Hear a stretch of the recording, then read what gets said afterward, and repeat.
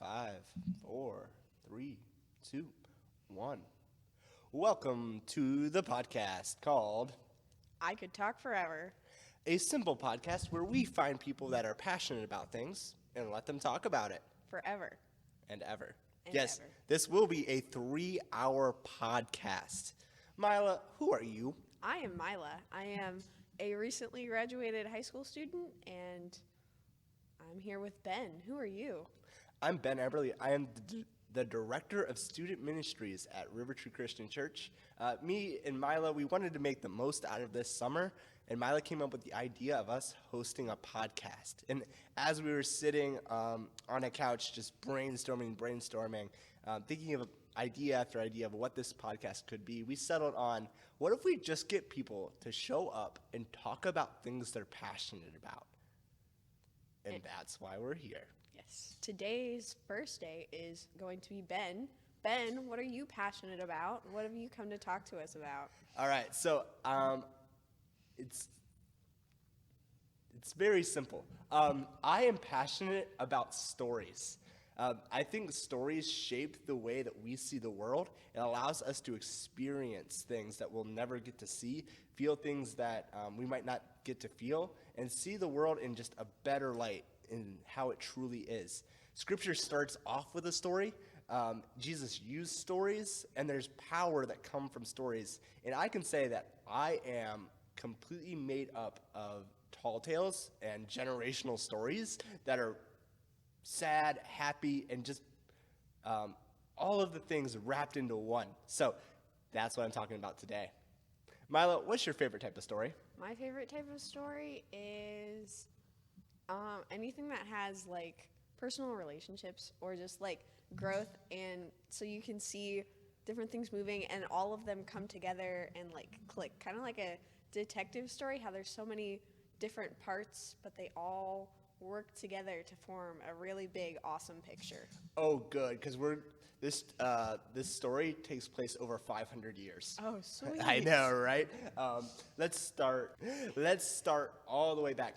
As a normal human, I have 4 sides to my story, 4 sides to my family. Mom's side, dad's side, grandma's side, grandpa's side. Let's start with the most basic of them. I am a 4th generation Massillonian. For those of you that don't know, Massillon is the town that we are currently sitting in, me and Myla. And as far back on my mother's side as I can trace, they've always lived in Massillon. I don't know anyone on my mom's side that wasn't born and raised here, and they just never leave. They're just always here. And then on my... So, always been a Massillonian, always lived in Massillon. I currently live just right down the street in Massillon. That's kind of a boring start. This is where it gets interesting. When you start to trace my grandfather's side, you end up all the way in Dover, England. In Dover. Roughly, okay, now, here's the thing about my grandpa. He loves to tell stories, and I cannot vouch if this is 100% true or not. Our story starts in Dover, England. The Reformation happens. My people move to Germany and eventually become pilgrims fleeing across the ocean to America. They then follow the railroads. As far back as my grandpa can trace, we just follow the transportation lines of canals and railroads and all of that stuff. Eventually, we end up in southern Ohio. And then my grandpa sets the Cuyahoga River on fire. Your grandpa sets the Cuyahoga River on fire? He might be responsible for creating the EPA. I'm not kidding you. After some research, my grandpa was a railroad worker. And for some reason, during one of his trips down the Cuyahoga, a friend of his decided to throw a flare over the top of the train to burn off some debris on a bridge. That flare did not touch the bridge. It landed right in an oil pit that was the Cuyahoga River at the time, completely setting fire to it. And this is one of 18 different fires that happened. So I can't say that the most famous one was because of my grandpa, but I like to claim credit that my ancestors caused EPA by lighting the Cuyahoga River on fire. And then finally, my grandma's side. We'll talk about my grandma in a minute, but she is straight off the boat Italian. Her family moved when she was young to America. She settled down. And this is where all of these funny big stories about creating the EPA and fleeing across the country and running from problem to problem and situation to situation kind of arise. The tall tale on my grandma's side is her family's from the mafia. Of course. As all Italians are. I'm just kidding. Sorry, Anthony. If you're listening, we apologize. Yeah, the tall tale is that there's gold buried in my grandma's backyard. And my dad, when I brought this up to him, the only thing he had to say is there were certain uncles he was not allowed to talk to as a kid. Which major red flag that could literally mean anything. And behind all of these tall tales, there's a lot of pain behind all of these stories. You don't flee from England to Germany to America to end up in Ohio if things are going okay, if things are all right. You don't come to the United States with the goal of setting the Cuyahoga on fire. No, you don't. And a lot of this ends up because they're fleeing pain, they're fleeing hurt, they're fleeing generational pain. The fourth side of my family are coal miners from West Virginia. My grandfather that I didn't get to meet, he came to Massillon to work in a steel mill because he thought it was safer than dying in the mines. His father contracted black lung and passed away. And that is how part of my family ended up in Massillon, was fleeing the coal mines. And so behind all of these big, tall, crazy stories is a lot of pain, a lot of just generational hurt. And that shows up in a lot of ways. The average life expectancy in my family is like 50. I know very few family members that make it that long because of drugs, crime, just living big and extravagant ways because they don't have much to live for. So they do everything big.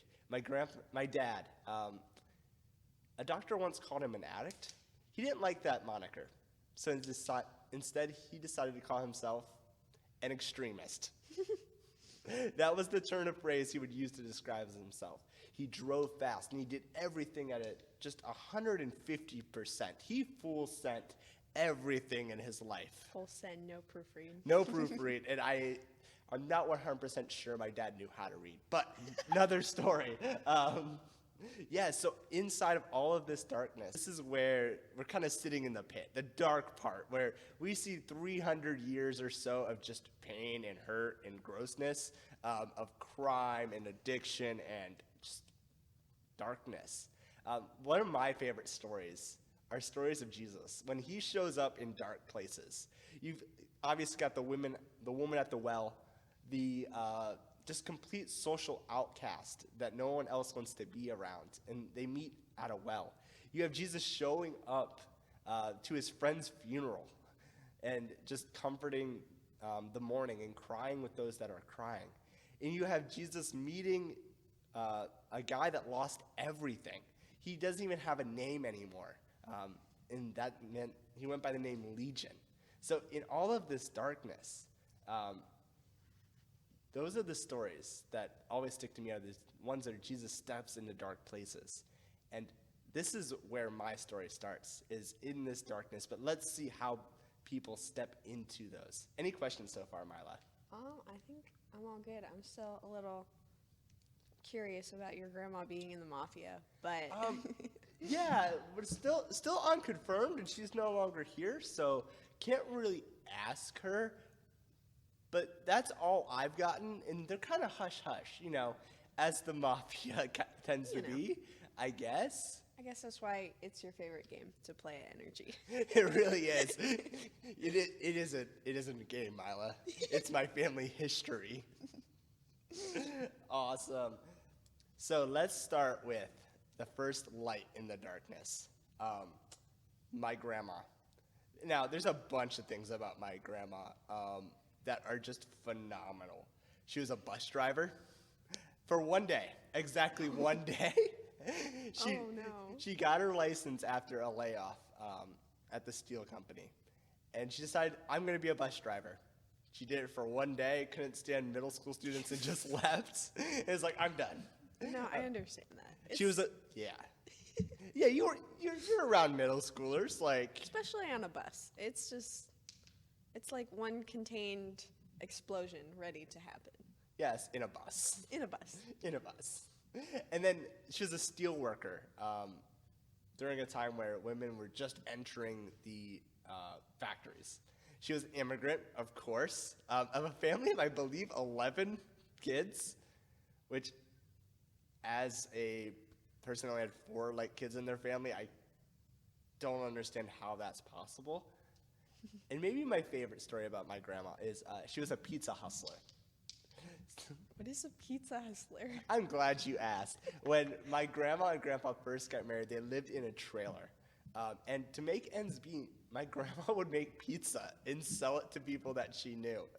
So she would constantly be making dough and pizza and just selling it out of the back of her trailer. That's amazing. Yes, and there's a little bit of joy in my voice when I talk about my grandma, because in all of this darkness and all of this pain that I grew up in, every weekend she would take me, my brother, and her sister to her house, and we would play and just have a normal, ordinary life. And in that, she never really talked about Jesus, but this is where the story starts to flip, where I start to experience light, where I start to experience hope, and that there's the potential for more. Myla, what's your favorite letter in the alphabet? To be honest, I haven't thought of it, so I'm not sure. You don't have a favorite letter? No, but my favorite story about a letter is whenever my brother was in kindergarten, he brought in a pterodactyl for the letter P, and for show and tell, because the P is silent in pterodactyl, and he was so proud, and that is my family's favorite story to this day. Good job, Kale. What a legend. We need to have him on the pod. Yes, we do. Mine might have to be the letter J, because my life has been fundamentally impacted by people with the name, with the letter J in their name, and this is where my story begins. We've got Jeff Jones, John Morris, Jen Warner, and Jesus. Those are the 4 best J's ever. I know, they're pretty Hall of Fame level people right there. Honestly.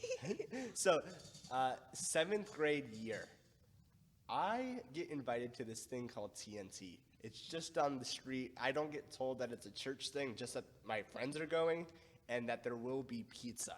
And I'm a middle school boy, so pizza, friends, not being in my house, sounds like a great day, right? I don't know. It's not coming out of your grandma's trunk. I don't know if we can trust this pizza. I know, it's not grandma trailer pizza, but it's gonna be good. And then I meet this guy named Jeff Jones. And as a middle schooler, I don't know if I would have went to this event if I would have known it involved church.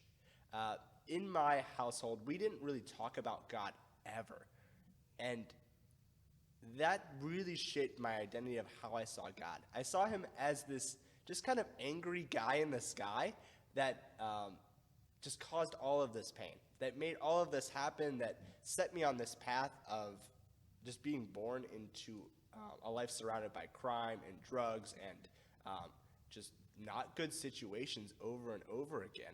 So it really shaped this idea to me that God was just apathetic, or at worst, was actively out to get me. And then I met Jeff Jones. I was very vocal that I didn't believe in God. And Jeff, it isn't that he didn't care, but he continued to show up no matter what. Even when I pushed him away, even when I was just a loud, obnoxious middle schooler that wanted nothing to do with what we were talking about. Do you have an example? There's so many good ones. I think the best. Oh yeah, when we got the police call on us, that was a good one. Okay. We used to meet in downtown Massillon at what was just an old office building that we had rented space out of, and there was a fence just along the perimeter. Me and my friends, we loved to climb on it and jump around on it. And Jeff, of course, was probably like, hey, don't do that. It's really sketchy when a bunch of middle schoolers are jumping around on fences. And we decided, Jeff, we're fine. And then the police roll up. All of us scatter, run inside. And Jeff just talks to the police, just carefully just reprimands us, like, guys, this is why we don't do it. Not kicking us out, not yelling, not screaming, just carefully brings us aside and was like, hey, you were those middle schoolers jumping on there. Please don't do that. Stop doing that. And that was his attitude and demeanor my entire middle school and high school career. Jeff is a legend. He really is. There was nothing I could do where he wouldn't show up with love, compassion, and care, just no matter what. And as someone who had never experienced the love of God in that way, that is what started a bunch of really good conversations that lead to Rock Hill, South Carolina. Do you know anything about Rock Hill? It's in South Carolina. Good job, Myla. That is true. Rock Hill, South Carolina is located in Rock Hill. So I had a bunch of different camp experiences with Jeff Jones. We went to Summer in the Sun in northern Kentucky. I got one of my very first scars. Actually, I think the only scar I have on a mission trip in Canton with Jeff Jones. Do you want to hear about it? I do want to hear about it. Okay. Myla, you can see the scar in my hand. It runs on my left ring finger from the bottom of my knuckle all the way up to the very tip of my fingernail. And oh my goodness. yeah, it's pretty gnarly, right? Yeah. It's pretty good. So I was hopping out of a van, and unfortunately, I put my hand on the door latch of the passenger side door. And my friend Colin Gustable decided, okay, I'm excited for this mission trip. Slams the door, not knowing my hand is there. The door latches. It cuts into my hand, and as a middle school boy who now has his hand stuck in a door, my first thought is, yeah, I'm just going to rip away really hard. Completely rips down to the bone. Yeah, not my greatest decision ever. Ow. And still stayed on the mission trip. Another way that Jeff was compassionate is he never reprimanded me and said, like, Ben, that was a dumb decision. Yeah, you ripped your finger in a door. Yeah, like, that was completely my bad. But yes, so a bunch of different other camp stories, which I think is what we're talking about next week. Yes, it is. Awesome. So I won't steal the thunder on that. We almost had a mic drop. Oh. Ooh, that's how we should end the podcast. So we end up in Rock Hill, South Carolina, and we spend the entire, I want to say 5 days, just doing roofing, carrying shingles, putting nails in the roof, demoing, throwing stuff in dumpsters, stepping on nails, the whole thing that happens on a roof construction site. And then the final night comes, and John Morris holds the Devo. I don't remember what it is about at all, but I know that there's a prayer station involving a rock. And we're supposed to imagine all the pain, all the hurt that we have on this rock, and then throw it to just kind of encapsulate that we're giving those things over to God. And I could not throw that rock. Too much baggage I had, too much anger at God I held to let that rock go, so I just put it down. And then I talked with John Moores after, and he just let me talk. He let me express the pain that I was going through, the hurt that I had in me. And in that moment was the moment that I found Jesus, the moment that I was allowed to express the pain and the hurt and the ache that I had. And that is where my story with Jesus started. I was immediately baptized that next week, and I decided, you know what, I need to do something. I can't just sit in church and pretend that I haven't experienced a Jesus that changes my life. And then I started working with middle schoolers. And the rest is history. Who's John Morris? John Morris is, he is currently the director of a nonprofit that just hosts church camps for middle school and high school students. Before that, he was the director of student ministries over at River Tree Jackson.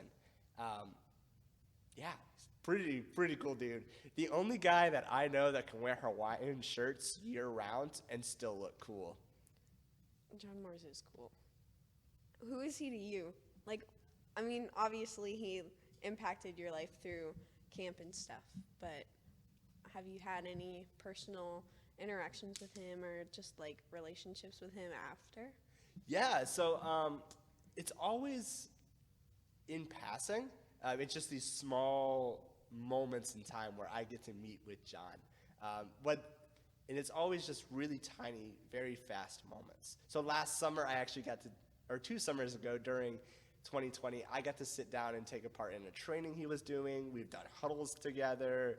I've gotten to a bunch of camps with him. So it's always just these small moments. But every time I meet John, I feel like I learn something and I'm impacted by some way just by being around him. He just carries Jesus with him in just such a easy to understand and comprehend way.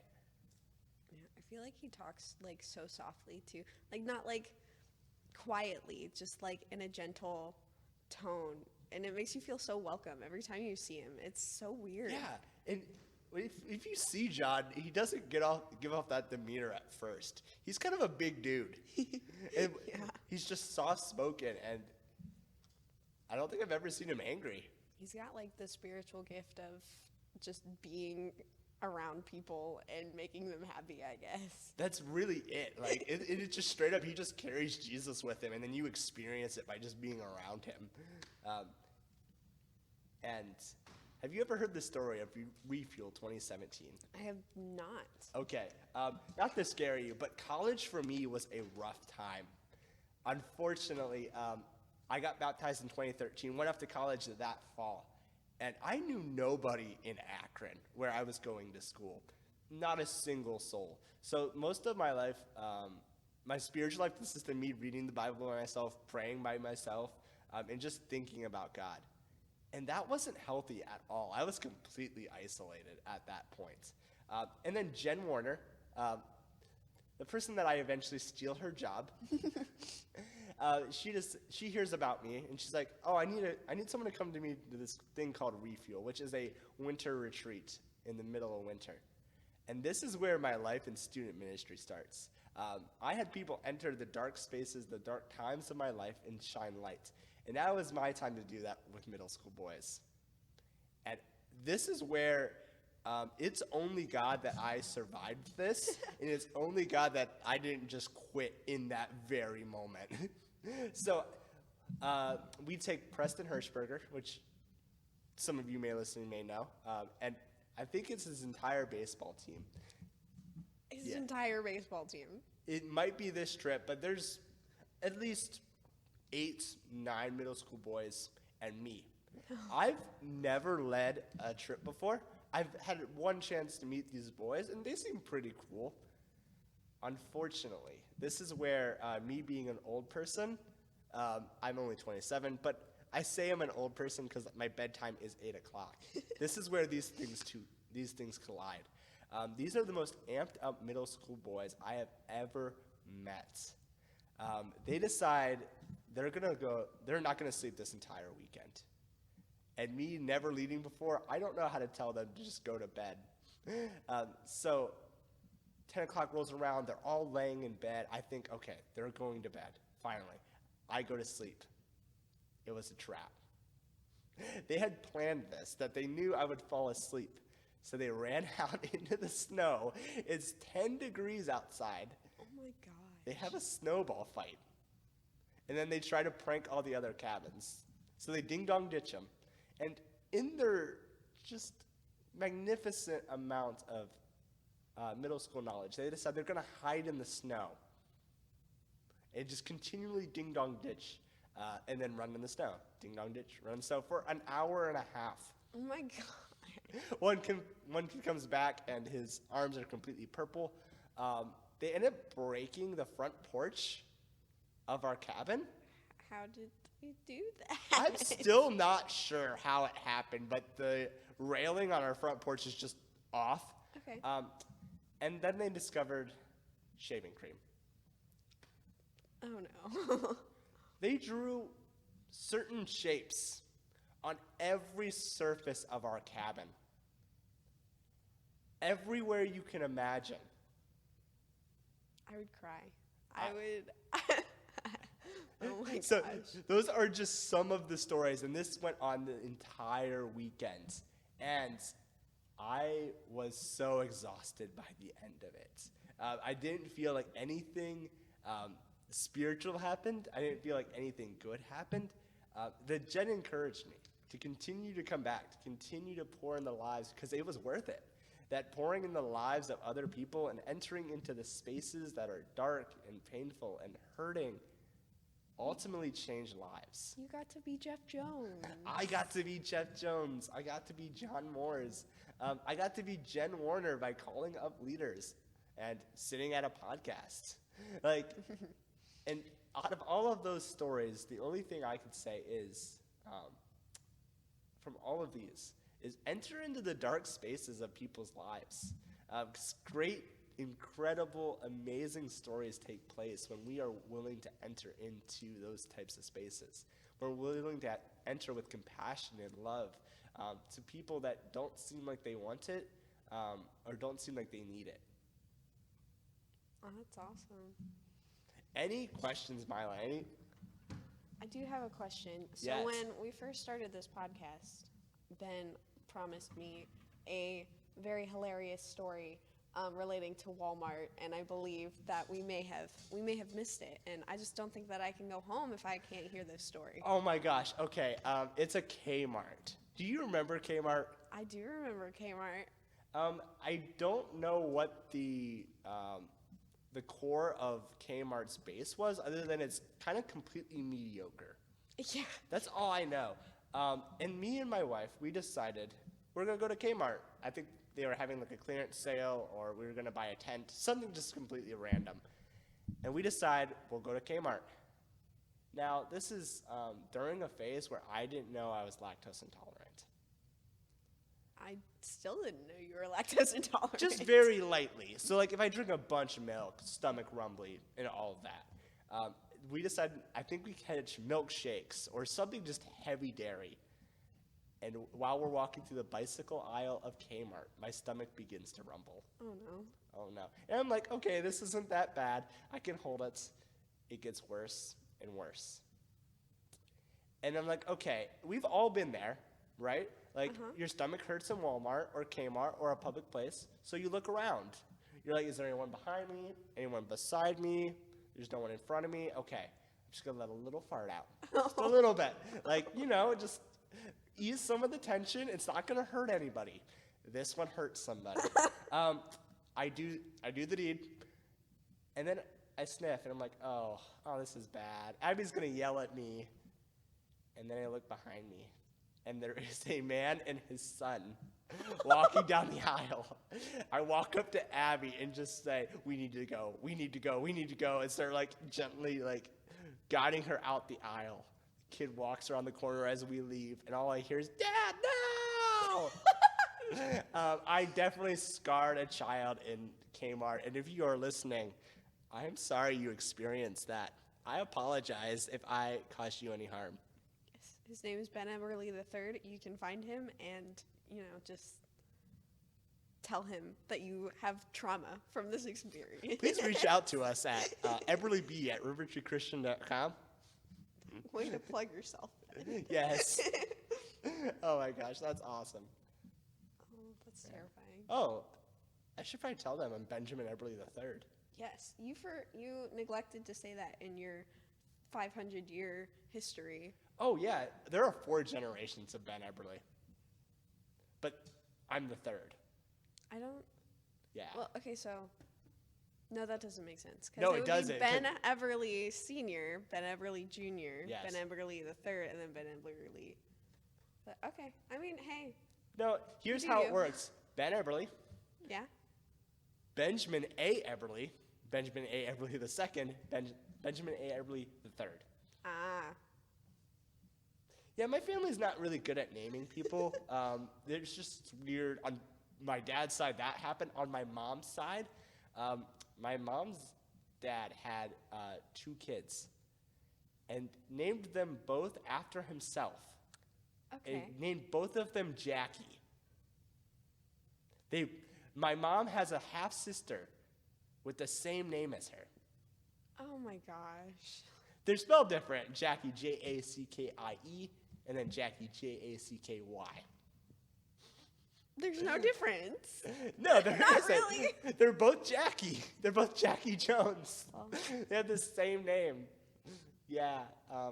So, You broke the cycle with Amelia. yep, Amelia. We should have named her Jackie. Oh, no, wait. If I have a son, he can be Jack. There we go. He's not Perfect. going to be Ben Everly the fourth? Oh, that's No, a tough he'd one. have to be Ben Everly the fifth. Just skip? Yes. That would be perfect. Actually, I need to find what the middle name of my great-great-grandfather was and just name my son after that. So I'll be the third, but he'll be the second. He'll be the second. Nothing confusing about that at all. Awesome. All right. And that is I Could Talk Forever about stories. About stories. And join us next week for when we can talk about forever about camp. Hey, it's going to be good. It's going to be All right. terrifying.